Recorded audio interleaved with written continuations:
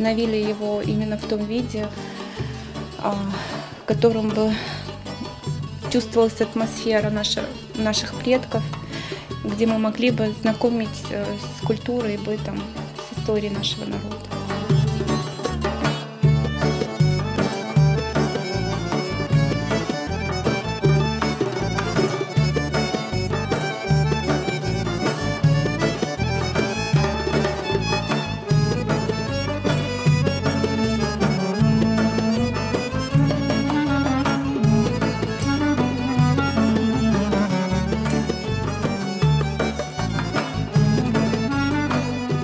Совсем недавний подарок, сделанный нам, это старинная марама, которую сохранили 3 поколения женщин, которые передавали от прабабушки и до внучки. Она вышита вручную и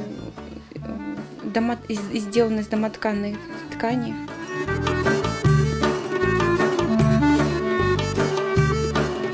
Очень понравилось состояние, это свой татарский колорит. Хозяйка нас напоила очень вкусным традиционным татарским крымским кофе, угостила вкусными сладостями, которые сама приготовила, и рассказала, в принципе, историю этого дома, историю традиций татарского народа. Очень все интересно. Я, например, первый раз был в татарском доме, мне очень понравилось кофе, понравилась обстановка в доме.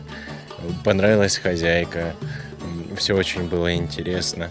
Я даже заметил очень красивые ручные ножки, такие, знаете, туфельки. Они очень мне понравились, очень красивые. Хочу себе такие.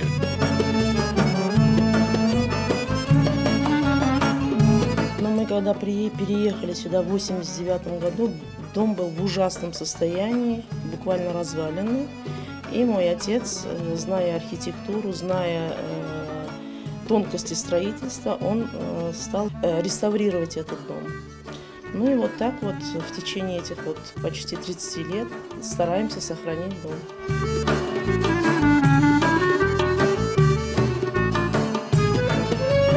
Хотелось бы сохранить именно в первозданном виде нашу крымско-татарскую архитектуру, иншаллах.